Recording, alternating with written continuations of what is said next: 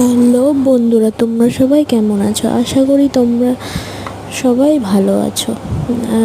আজকে আমি একটা রান্নার রেসিপি দেখাবো, সেটা হচ্ছে ডাঁটা চচ্চড়ি। তোমরা হয়তো এই ডাঁটাগুলো ফেলে দাও, শাকের ডাঁটা, সেগুলোই আমি আজকে রান্না করে দেখাবো। আজকে তেল দিয়ে দিচ্ছি,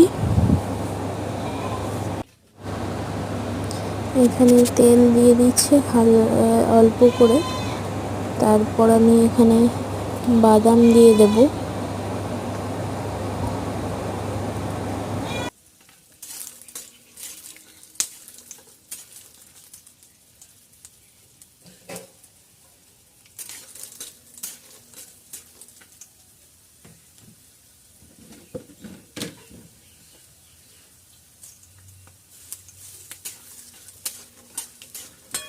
বাদামগুলো ভাজা হয়ে গেছে, এবার নামিয়ে নেব। লাল লাল করে হালকা করে ভেজে নিয়েছি। তারপর আমি 5 ফোড়ন দিয়ে দেবো তেলের ওপর।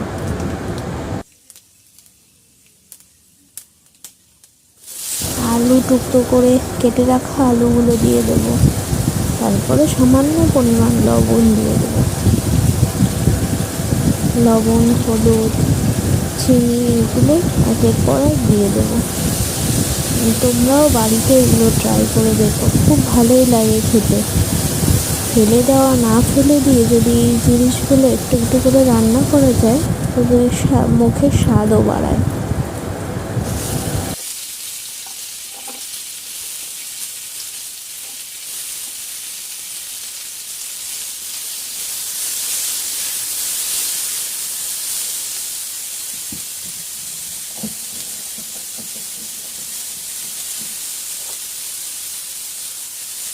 এবার দিয়ে দিচ্ছি লঙ্কা কুচি, কাঁচা লঙ্কা কুচি। আমি এখানে কাঁচা লঙ্কা কুচি দিয়ে দিয়েছি। তোমরা যদি কেউ শুকনো লঙ্কা খেয়ে দেখো, তো শুকনো লঙ্কাও ফোড়নে দিতে পারো। আমরা শুকনো লঙ্কা খাই না, তাই আমরা দিই না।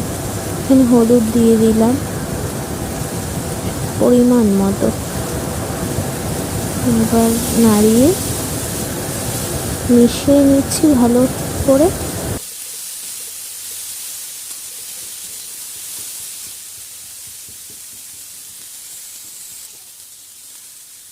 এবার সামান্য পরিমাণ চিনি দিয়ে দিচ্ছি।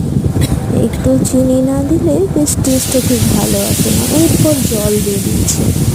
জল দিয়ে ভালো করে ফুটিয়ে নিলে, আমি এখানে কিছুটা রাঙা আলু ব্যবহার করেছি। তোমরাও রাঙা আলু ব্যবহার করতে পারো, দারুণ লাগে, খেয়ে দেখো।